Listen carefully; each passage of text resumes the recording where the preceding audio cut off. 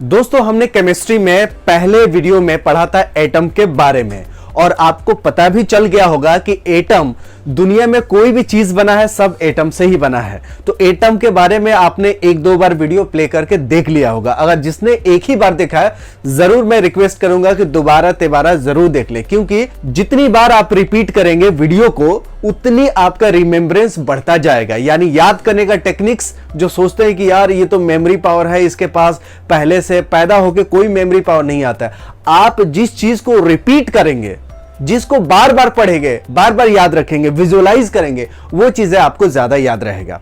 तो एटम के बारे में हमने पिछले बार देखा था कि एटम सबसे छोटा पार्टिकल होता है किसी भी चीज का, ठीक है, ये पता चल गया था। और फर्दर उसमें रिसर्च में पाया गया था कि वो जो छोटा जो पार्ट होता है ना, उसमें भी 3 भाग होता है। उसमें इलेक्ट्रॉन, प्रोटॉन, न्यूट्रॉन होता है। बीच वाले पार्ट जो आम की जो गुठली होती है, जिसको आठी बोलते हैं, वो जो अंदर होता है, हार्ड होता है, उसको न्यूक्लियस बोलते हैं या नाभिक बोलते हैं। आपके भी नाभिक होता है जो सेंटर ऑफ ग्रेविटी बॉडी का होता है, तो वही नाभिक है। यहां भी इसको नाभिक बोलते हैं, इसको न्यूक्लियस बोलते हैं। इसमें न्यूट्रॉन, प्रोटॉन रहते हैं और इलेक्ट्रॉन्स इसके चारों तरफ ऑर्बिट में चक्कर लगाते हैं। ये जो लाइन जो मैं खींचा हूं, ये रास्ता नहीं है। ये रास्ता किसके लिए है? इलेक्ट्रॉन का रास्ता, हमारे आपका रास्ता नहीं है। ये इलेक्ट्रॉन इसी रास्ते पे घूमता रहता है, घूर्णन करता रहता है। तो ये इसको बोलते हैं, जो ये परिधि है, ये परिधि है, इसको ऑर्बिट बोलते हैं। अंदर के पार्ट न्यूक्लियस। ये पहले वीडियो में डिस्कस किया था। रिवाइज करने से, रिपीट करने से ये चीजें हमेशा जीवन भर याद रहता है। अब इसमें कुछ और इंपॉर्टेंट बातें हैं, क्योंकि मैंने आपको बताया था कि केमिस्ट्री अगर आपको समझना है तो आपको एटम जरूर समझना होगा। तो एटम, इसलिए मैं बार बार कहता हूं कि एक बार एटम आपको समझ में आ गया तो केमिस्ट्री आपके लिए हलवा लगेगा, आसान लगेगा। बिल्कुल आप ऐसा लगेगा कि केमिस्ट्री का क्वेश्चन आप एग्जाम में बहुत पहले करेंगे, सबसे पहले करेंगे। क्योंकि मैथ में और फिजिक्स में क्या होगा, कैलकुलेशन होगा, तो कैलकुलेशन में टाइम लगेगा और कैलकुलेशन में मिस्टेक्स भी हो जाते हैं, फॉर्मूला याद करना है, बहुत सारी चीजें। लेकिन केमिस्ट्री में देखिए, ये क्वेश्चन है, ये क्वेश्चन आपको 30 सेकेंड में नहीं, आप 5 सेकेंड में कैलकुलेट कर पाएंगे। ये पहले आपको कंसेप्ट बता देता हूं, उसके बाद क्वेश्चंस। तो इस कंसेप्ट में आपको याद करने हैं। इसमें मैंने बहुत ज्यादा समझाने वाली चीज नहीं लेके आए हैं और एक एक जो पॉइंट है वो आपके ऑब्जेक्टिव क्वेश्चन इससे बनते हैं। जैसे क्या पूछे जाते हैं कि इलेक्ट्रॉन का वेट कितना होता है। जैसे आपका वेट होता है, जनरली लड़कों का होता है 60 से 70 के आसपास, हाइट के ऊपर डिपेंड करता है, लड़कियों का थोड़ा कम होता है। तो वेट हर चीज का होता है। तो छोटा से छोटा जो कण है उसका कुछ तो भार होगा। सोना चांदी खरीदने चाहते हैं तो देखते हैं ना, शीशा के पैक के एक घर होता है, उसमें वो तौलता है कि हवा से हिल ना जाए, क्योंकि वहां मिलीग्राम भी बहुत ज्यादा मैटर करता है। उसी तरह इलेक्ट्रॉन भी एक बहुत छोटा कण है, ये भी हवा से हिल सकता है। तो ये भी, इसका जो वेट होता है बहुत कम होता है, लेकिन बहुत कम होता है, फिर भी साइंटिफिक में इतना का वैल्यू होता है। तो आपको याद करना है कि इलेक्ट्रॉन का जो वेट होता है 9.1 इंटू 10⁻³ kg है। मैं आपके आसानी के लिए ग्राम में ना लेके kg में लेके आया हूं। बहुत सारे बुक में ग्राम में दिए होंगे, तो आप कंफ्यूज मत होइएगा। 3 का फैक्टर है, k = 1000 होता है, ठीक है। तो आप इलेक्ट्रॉन का जो वेट है उसको याद कीजिए। उसके बाद प्रोटॉन का वेट याद कीजिए, या याद नहीं भी कर सकते हैं। अगर याद नहीं करना है तो आपको कैलकुलेशन करना पड़ेगा, यानी कैलकुलेट करना पड़ेगा। जैसे कि प्रोटॉन का जो वेट होता है, अगर जिसको याद करना है वो 1-2 बार पेपर पे लिख लीजिएगा। देखिए, एक बार पढ़िए, उसके बाद इसको पेपर पे लिखिएगा। इलेक्ट्रॉन का वेट = समथिंग समथिंग समथिंग, ठीक है। 1-2 बार देख के लिखिए, उसके बाद बंद कर दीजिए, मोबाइल को बंद कर दीजिए, बुक को या पेपर को पलट के दोबारा लिखिए कि इलेक्ट्रॉन का वेट = 9.1 इंटू 10⁻³ kg। तो 2 बार, 5 बार, 6 बार ये लिखेंगे ना पेपर पे, तब याद होगा। सिर्फ देखने से याद नहीं होगा। अगर आप चाहते हैं कि सिर्फ मैं देखूं और देख के मुझे पता चल जाए, तो ऐसा कभी होने वाला नहीं है। तो आपको पता चल गया कि इलेक्ट्रॉन का जो वेट हो ये याद करना है। प्रोटॉन का वेट, न्यूट्रॉन का जो वेट है सेम एज अ प्रोटॉन होता है। तो आपको अगर तीनों का याद करना है, इलेक्ट्रॉन का, प्रोटॉन का, न्यूट्रॉन का, अगर सिर्फ इलेक्ट्रॉन का वेट याद किया तो इसमें 1840 से गुना करेंगे तो ये निकल जाएगा, ठीक है। और न्यूट्रॉन का जो वेट होता है सेम एज अ प्रोटॉन होता है। इलेक्ट्रॉन प्रोटॉन का अलग होगा, लेकिन प्रोटॉन न्यूट्रॉन का दोनों, क्योंकि दोनों कहां रहते हैं, आम के गुठली में रहते हैं, नाभिक में रहते हैं। तो याद रखिए, दोनों भाई है, दोनों का वेट सेम होता है, क्योंकि दोनों एक ही घर में रहते हैं। तो न्यूट्रॉन प्रोटॉन का वेट सेम होता है, ये याद रखिएगा। अब आपको पूछे कैसे दिमाग में कंफ्यूजन होगा इलेक्ट्रॉन प्रोटॉन का, समझिए गुठली में कौन था, Np, न्यूट्रॉन प्रोटॉन था, इसलिए दोनों का वेट सेम होता है। अब एक ये फॉर्मूला है, बहुत इंपॉर्टेंट फॉर्मूला है, ये आपके कॉम्पिटिटिव एग्जामिनेशंस में बिल्कुल पूछा जाता है कि एटॉमिक वेट इक्वल टू जो होता है वो क्या होता है, P प्लस N। P क्या है, प्रोटॉन। अब बार बार मैं प्रोटॉन प्रोटॉन लिखूंगा तो आपका टाइम ज़ाया हो जाएगा, और कैलकुलेशंस में हमेशा शॉर्ट फॉर्म याद करने से आपको दिमाग में ज़्यादा देर तक याद रहेगा। जैसे MP हो गया, PM हो गया, ज़्यादा देर तक याद रहता है। तो शॉर्ट फॉर्म एटॉमिक वेट का होता है Z। एटॉमिक वेट को Z से डिनोट करते हैं, मतलब जहां Z लिखा होगा वहां समझ जाइएगा कि एटॉमिक वेट है, जेब्रा मत समझिएगा, एटॉमिक वेट है। P क्या है, यहां प्रोटॉन है, N क्या है, न्यूट्रॉन है, ठीक है। तो Z equal to P plus N। Atomic number जो होगा वो इक्वल टू होगा number of protons. For example मान लीजिए कि ये एक एलिमेंट्स है, ये मान लीजिए कि एक एलिमेंट्स है और इसमें जो प्रोटॉन है 5 है, तो नंबर ऑफ जो प्रोटॉन है, मान लीजिए नंबर ऑफ प्रोटॉन वो 5 है, तो इसको बोलेंगे कि ये जो एलिमेंट है जिसका ये कोई एक एलिमेंट है, मान लीजिए एलिमेंट ये X है, कोई एलिमेंट X है, इसका नंबर ऑफ प्रोटॉन 5 है, तो यही इसका एटॉमिक नंबर हो जाएगा। तो एग्जाम में कैसे आएगा, देखिए एग्जाम पॉइंट ऑफ व्यू से बताना बहुत जरूरी है, क्योंकि आप सोचेंगे सिर्फ लेक्चर देने से काम हम लोगों का नहीं चलेगा। हम लोग कैसे एग्जाम में अच्छे नंबर से लाएं और कम समय में कैसे हमारा कंपटीशन निकले, ये आपके लिए जरूरी होता है, मैं भी समझता हूं।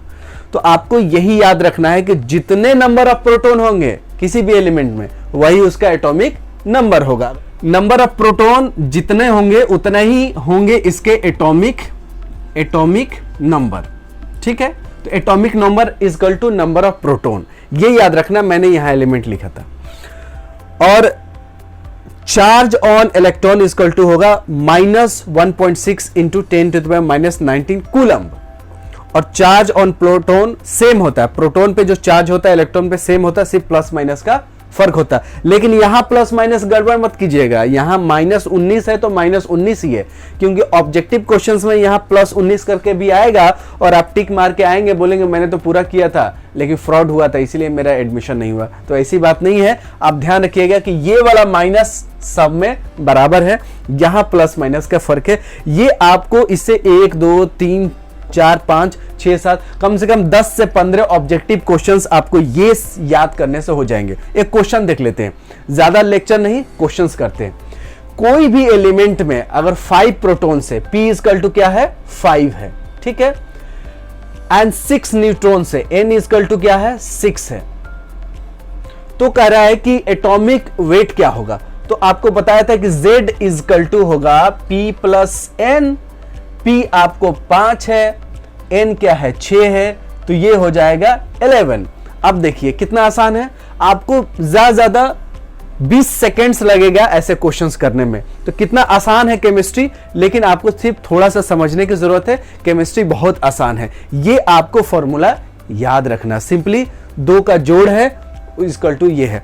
अब इस Z इक्वल टू ये जो इक्वेशंस है, इसमें आपको हो सकता है कि P दे दे, N दे दे तो Z निकालना हो, कभी ऐसा हो सकता है कि Z का मान दे दे, P का मान दे तो N निकालना होगा। तो N इक्वल टू हो जाएगा आपका Z माइनस P, और कहीं आपको P निकालने को दे देगा तो Z माइनस N। तो अब एक इक्वेशन रखिए, इससे बहुत सारे क्वेश्चंस आपके बन सकते हैं। ये 3 वेरिएबल्स है, तो इसमें आप समझ लीजिए 3 इक्वेशंस हो गए। एक अगर आप फॉर्मूला याद रखते हैं तो 3 इक्वेशन आपका ये हो गया, ये एक याद रखते हैं, इससे 2 क्वेश्चंस आपको बन गए, और ये सारे याद करें कम से कम 10 से 20 ऑब्जेक्टिव क्वेश्चंस कर सकते हैं। और यही आएगा क्योंकि केमिस्ट्री का यही बेसिक है, कोई अलग से कोई भी क्वेश्चंस नहीं आता है, बिल्कुल यही आता है। हम लोग डर जाते हैं, हम लोग समय नहीं दे पाते हैं सब्जेक्ट पे, इसलिए हमें समझ में नहीं आता है। अगर कोई भी सब्जेक्ट को समझना है और आसान बनाना है, हलवा बनाना है, तो बस उसमें टाइम देने की जरूरत है। आप कुछ भी कर सकते हैं, आप हर सब्जेक्ट में मास्टरी हासिल कर सकते हैं, बशर्ते आपको सिर्फ टाइम देना होता है। समझ में आएगा तब टाइम नहीं देना है, आप टाइम देंगे तब समझ में आएगा। बहुत लोग सोचते हैं यार ये सब्जेक्ट मुझे समझ में नहीं आता, छोड़ो इसको, छोड़ ही देते हैं। इस पे टाइम देंगे तो समझ में आएगा। जो चीज़ नहीं आता है उस पर समय देने की ज़रूरत है। अगर जो चीज़ आपको अच्छे से आता है उसको कम भी पढ़िएगा तो चलेगा, जिसको नहीं आता है उसमें समय दीजिएगा, और जैसे समय दीजिएगा आपको ये चीज़ आसान हो जाएगा। अब देखिए, आपको बेसिक चीज़ बहुत सारे क्लियर हो गया। मैं एटम पे इसलिए ध्यान दे रहा हूं क्योंकि मैं आपका नींव मजबूत करना चाहता हूं। जितना आपका नींव मजबूत होगा, आप 30 माला का आप फ्लोर बना सकते हैं, बिल्डिंग बना सकते हैं। अगर नींव मजबूत ही नहीं होगा, बेस मजबूत ही नहीं होगा, तो कंपटीशन नहीं निकलेगा। हम समझते हैं कंपटीशन में बहुत हाई फाई क्वेश्चंस आते हैं। हाई फाई क्वेश्चंस नहीं आते हैं, बेसिक क्वेश्चंस आते हैं, और जिसको बेसिक नहीं पता है वो कोई भी कंपटीशन नहीं निकाल सकता, ये ध्यान में रखिएगा। और बेसिक पे जितना समय दीजिएगा, इस पे जितना समय दीजिएगा, आने वाले जितने भी टॉपिक्स हैं आपके लिए आसान हो जाएंगे। अगर अभी समय नहीं दीजिएगा तो आगे आने वाले टॉपिक आपके लिए मुश्किल हो जाएंगे। तो ये वीडियो को जरूर 2-3 बार प्ले करें, और जो जो मैं लिखा हूं पेपर पे आप 1 बार, 2 बार, 3 बार, 4 बार लिखना शुरू करें, तब आपको याद हो जाएगा। सिर्फ देखने से आपको कोई न्यूमेरिकल वैल्यू याद नहीं होने वाली है, ना ही कोई साइंटिस्ट का नाम याद होने वाला है, क्योंकि कोई ऐसा यूजर फ्रेंडली नाम नहीं है जो अपने भारतीय संस्कृति का हो नाम, जिसको आप आसानी से याद रख सकते हैं। ये बहुत टेढ़ा नाम होता है। टेढ़ा नाम को आपको बार बार लिखने से ही पता चलेगा। चलिए इलेक्ट्रॉन की बात करते हैं। इलेक्ट्रॉन 1897 में खोजा गया था जे थॉमसन साहब के द्वारा। अब जे क्या है? जोसेफ जॉन थॉमसन ने इलेक्ट्रॉन की खोज की थी, ठीक है, 1897 में। ये क्वेश्चंस आता है, अगर सन नहीं आया तो ये जरूर लिख के आता है क्वेश्चंस में कि इलेक्ट्रॉन की खोज किसने की थी। किसने की थी? जे थॉमसन ने। और प्रोटॉन की खोज किसने की थी?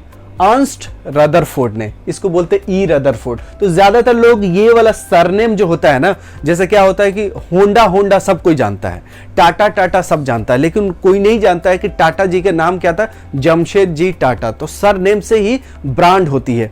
जैसे सुचित्रा होंडा है, उन्हीं के नाम पे होंडा कंपनी है, तो सरनेम होता है। जैसे बहुत लोग है, जैसे मुकेश बजाज, तो बजाज क्या है? सरनेम है। तो सरनेम से अरे बजाज साहब आ रहे हैं, बजाज साहब है, लेकिन उनका पूरा नाम तो कुछ और ही है, मुकेश बजाज।